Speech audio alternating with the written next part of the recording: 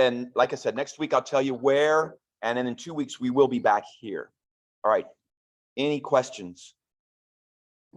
And then I want every year for about 5 or 6 years now, you all have welcomed my Boy Scouts to come share their high adventure experience. We've done trips on the Appalachian Trail. We've done a canoe trip in Algonquin Provincial Forest in Canada. Last year, we did a horseback trip in Wyoming, rounding up the cattle. And this year, I got to take the boys to the island of Bermuda to go snorkeling. And we had 5 scouts and 5 adults. And in case you're curious, I have a good friend of mine. I got to the honor and the privilege of doing his father's funeral, where we connected and got to talking about scouting. And he says, why don't you do a high adventure in Bermuda? And we put the trip together, and it's a great trip. And the boys got a chance to go snorkeling, explore the island, some cool swim spots, all kinds of great stuff. They'll share with you here in just a moment about that. But we have a video that Matt's going to plug in. If someone get the lights over here for me, and we'll have a chance to, you'll have a chance to see some of what we were able to do.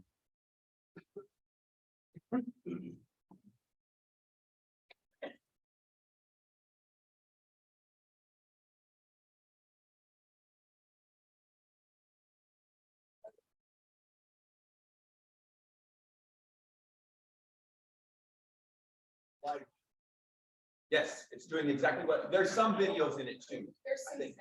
Yeah.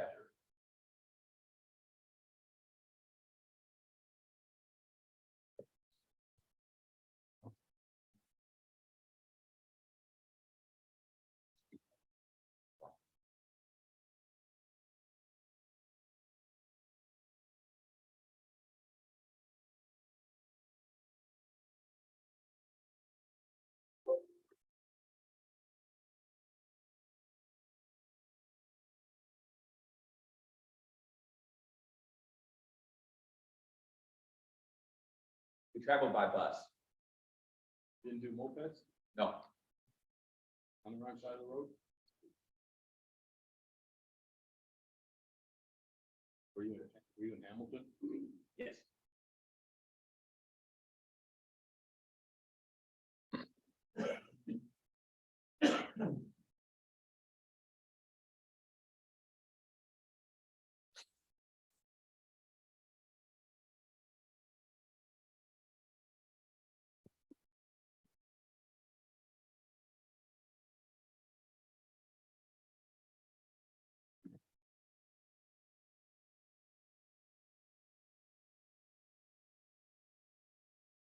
Thanks.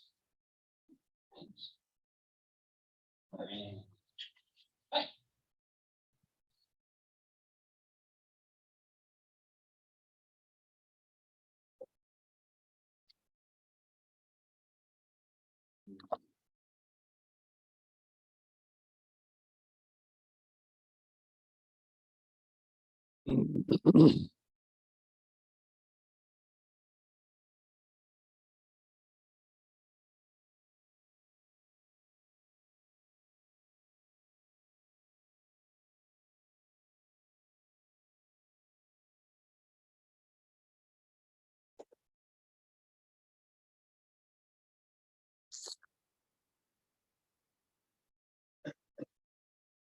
Here we went to a Cub camp and helped out with the Cub Scouts as a part of serving.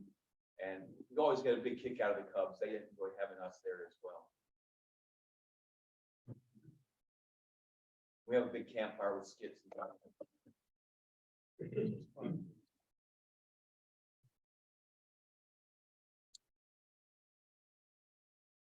What's the park we stayed in? It was Admiralty Park. The old tunnels that goes under the island.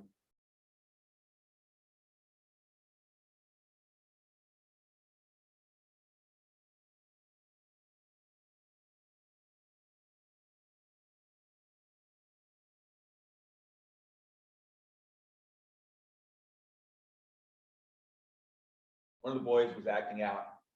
No, they were all acting out.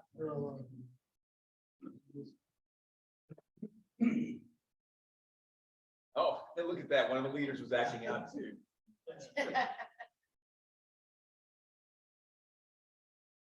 had a big putt golf tournament. The dads were better than the boys by a lot. That's my friend, the guy running the boat. His name's Bradley, and he's the one that made all this possible.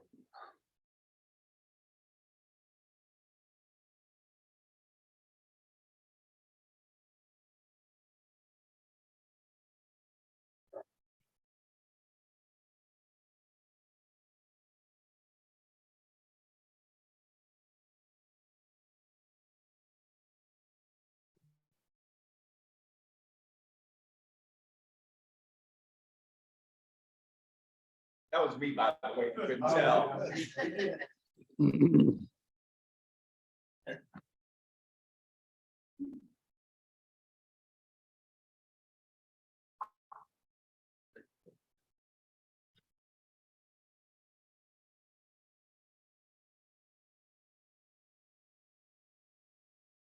This, we're going cave snorkeling.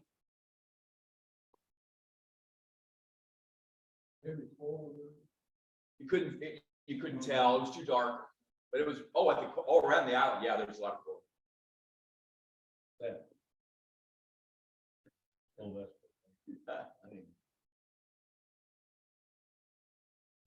Very good.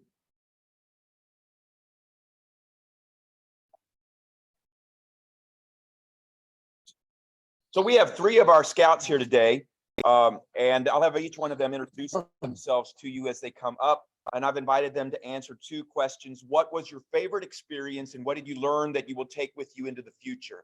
And I'm going to invite Mitch, you come first. I'll let Peyton go last. All right. So Mitch, come on up here.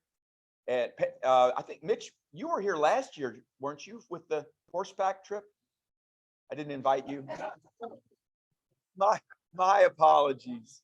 So he's here this year. He's one of the younger guys, and so he might get a chance to come back a couple of times because he doesn't usually miss our high adventures. But My name is Mitch Markham.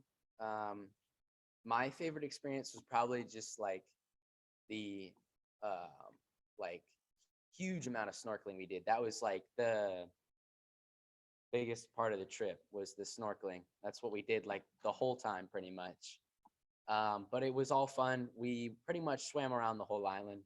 We visited like plenty of beaches and stuff. So got to see a lot of cool stuff. I learned that you can never have too much sunscreen. That's why.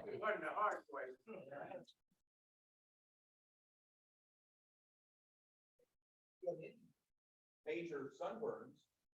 Did we? No, everybody did a good job of no, I don't think any of us got. Did you did have, you had one, yes, at the end of the room. Yeah, all right, go ahead, Jody. Speak into the microphone. My name is Joseph Weiss, and my favorite experience was definitely the cliff jumping. It's not something that you get to do every day, and it was something that was pretty fun. And something that I learned was, Speaking of the mic, Joe. and something that I learned was that how different some places are. Like in Bermuda, they get their water by collecting it from their rooftops, and that's not something you see here. And it's a unique and creative solution to their water issue.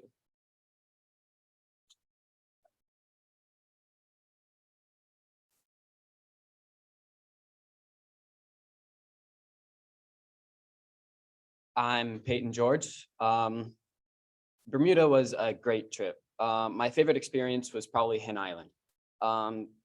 They had lots of great snorkeling around there, a variety of things to see. There's a part where it went from 3 feet to 50 feet. You couldn't see the bottom, like all of a sudden, like no clue. There was also squid there, and I found shells. I also found a musket bullet in the water. So that was pretty cool. Why was there a musket bullet? There was a battle there like a long time ago. And the ammo depot blew up. Yeah. That was all part of it, yeah. Yeah. It was pretty cool. Before this trip, I was really questioning my swimming ability because I went on a week camp before and I was barely passing the swim test. But when I got to Bermuda, a few days went by, I was still questioning. I was not really pushing myself too far out there. But then once I got used to it and started swimming more, I was out there. I was always with Al. I was the furthest out there. And even Al had to like bring me in sometimes. So I realized that I was stronger than I thought I was, and I could swim better than I thought I could. Thank you.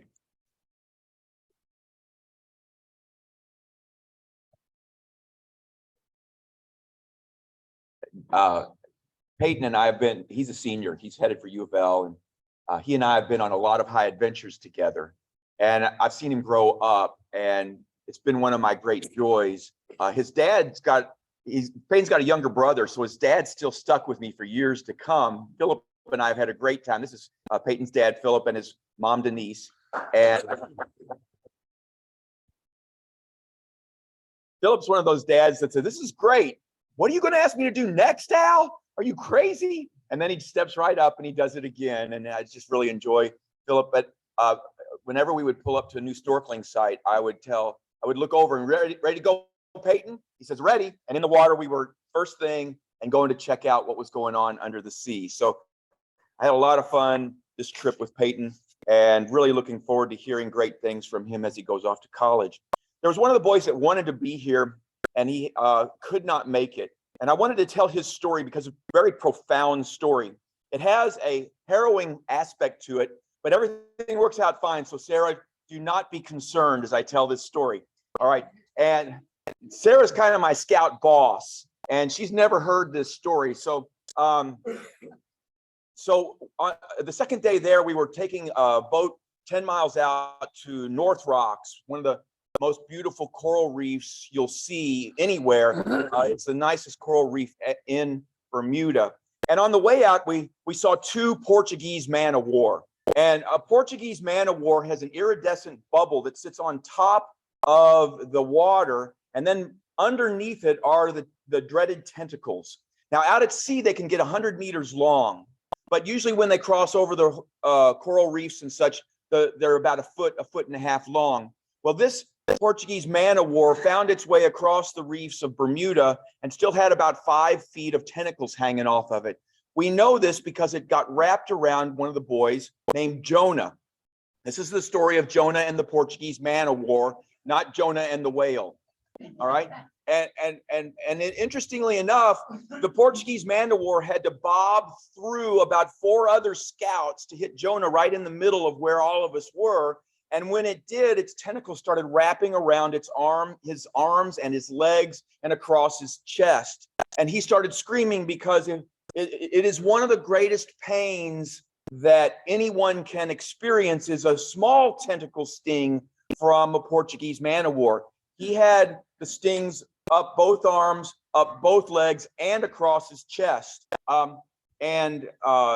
He started screaming and trying to get to the boat as quick as he could. The captain of the boat had to get his hook and sever the tentacles off from the man-of-war so that Jonah could be free of getting wrapped in any more tentacles. We got him into the boat. They took a plastic ruler and started scraping the tentacles off his body. And then they started picking the stingers out of his body. And this whole time, he's screaming in great pain. All of those of you that are moms, I do think that this is close or even worse than childbirth. All right, this is a really intense and really horrible. And then they sprayed him down with Bactine. It's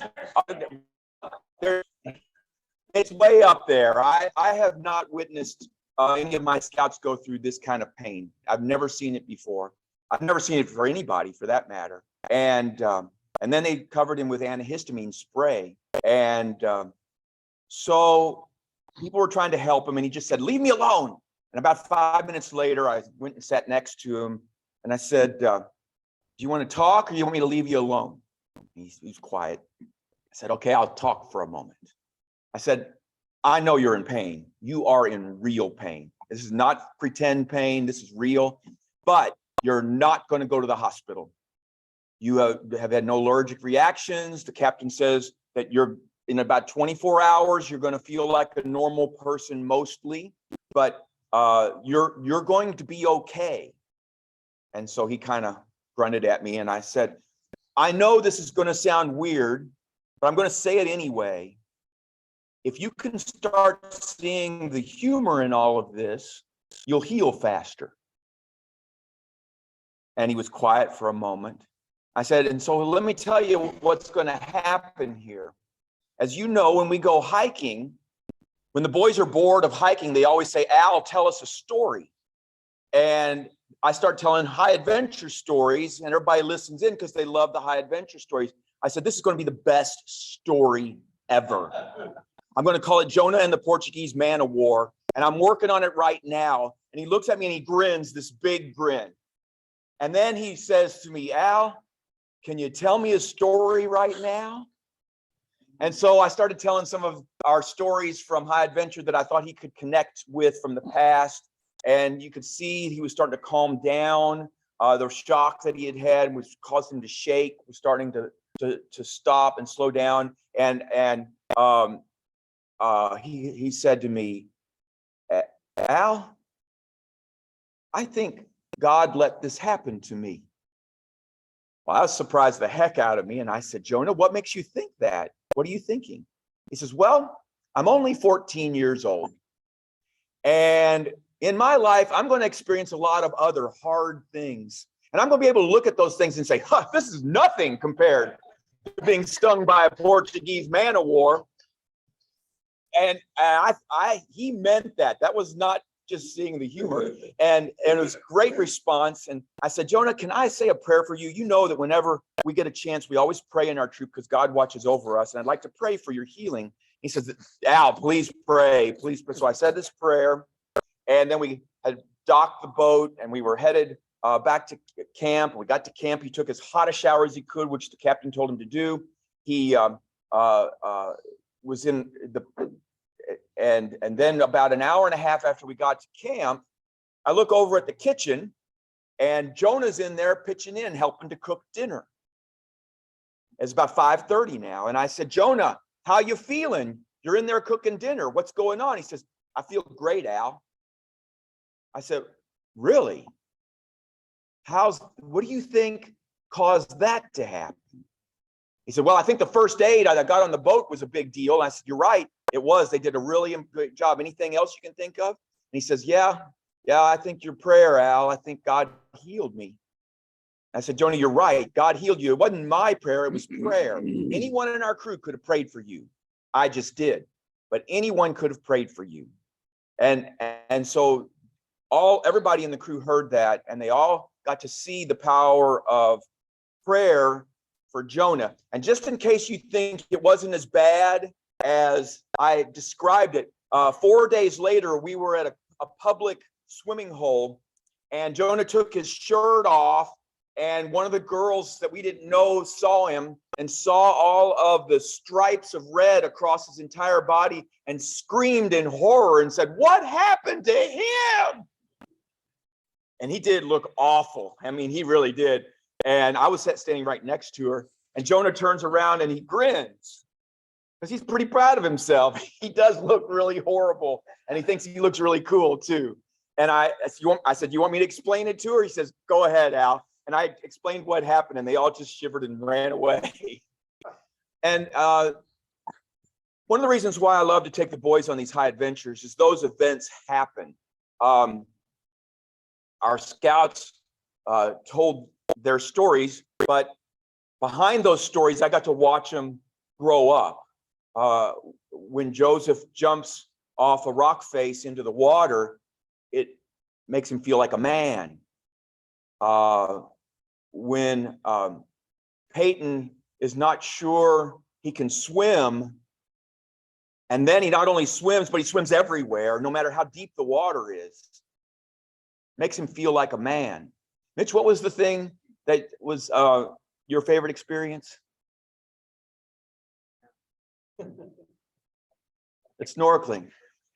He gets to go on this adventure where he sees another world, because underwater it's completely different than it is on top of the water. And it changes the way he looks at the world.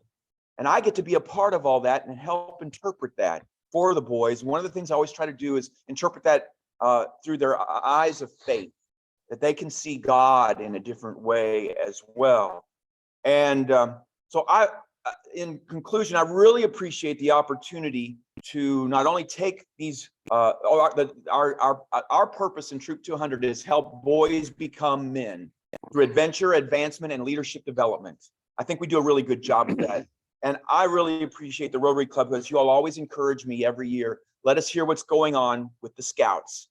And I love to let them come and share their story. So thank you for having us today. I appreciate it.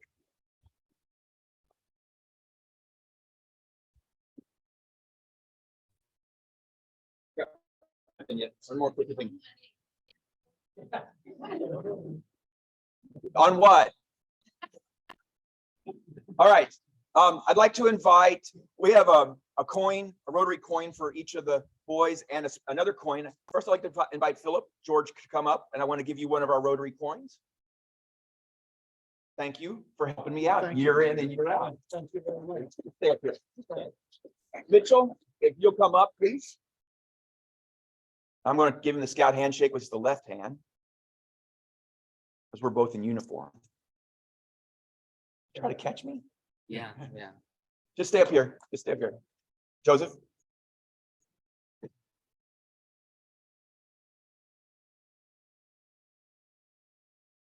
real proud of you. Well done.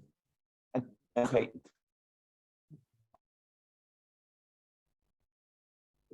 And would you like to ask any questions?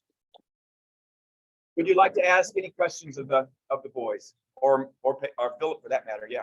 Since it's a small island and things like beef is very expensive, did they have any chance to have a hamburger while on the island? Oh yeah. Oh, yeah. Yeah. Really?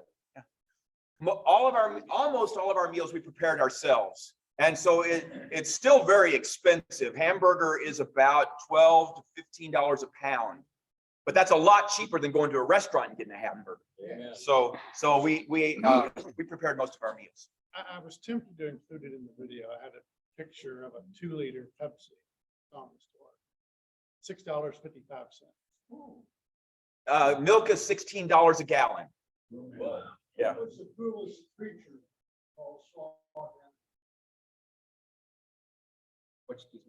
Speak louder. Portuguese manwar. Yeah. What about you? Parrotfish. We saw a lot of parrotfish. Big parrotfish. A parrotfish is they're usually green and they have a snubbed up face that they're all got a lot of other colors, and it's just they're very distinct looking fish, and they get big, and they're everywhere in Bermuda. Looks like a parrot. Yeah, something like a parrot. Yeah. Yeah, a lot of fish look exactly like their name. Imagine that. What was your favorite? I'd say the squid. The squid. Yep. We got to snorkel a shipwreck, and there wasn't any particular fish. It was just all the fish. There were thousands of fish at it. I guess my favorite of those was the pompano. There were a bunch of pompano, schools of pompano. Yeah, yeah. All right, Dean. We ate fish, but we did not fish. You need a fishing license. And a lot of money, because fishing in Bermuda is very expensive. Yeah. Did you see any flying fish when you went out to the coral reef? I don't remember any. No. Other questions? Well, there was the one scene where that was me swimming. Yeah. That was it. There were originally 3 cameras, but one broke on the first day, another broke in transit on the way there. We were down to just 1 camera. Yeah. That's somewhat worse. Yeah, we didn't get as many of those as we wanted. Yeah. I remember there's a lighthouse there. Did you guys go into the lighthouse? We didn't do. We weren't able to make it there. No, there is a lighthouse on the island of Bermuda, and we just didn't go see it. Oh, is there? Yeah. Have they recovered from the hurricane? Oh, yeah. No sign of a hurricane. No. Just one island, or We can get be on other islands too? Hen Island is a little island near St. George's, and we didn't do any island hopping like we've done in the past. So yeah, just two, one Hen Island and then the main island. Yeah. How high was the cliff? We'd rather not say. It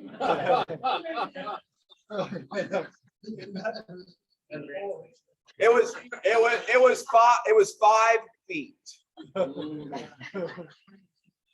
You just had it, yeah, I was gonna say a four-way test. It was 5 feet. It was 5 feet. All right. Bill, you should know better than to set me up. It was 5 feet.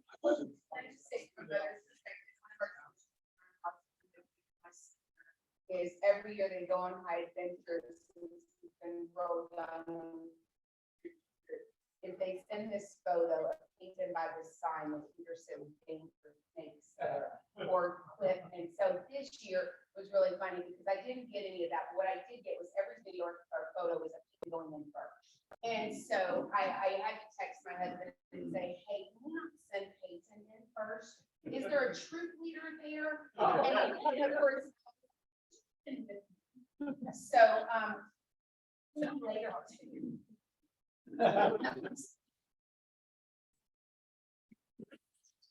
Yeah, the less Sarah knows, the less she has to deal with it. So, yeah. Are we gonna see the guys on Crystal Lake next week?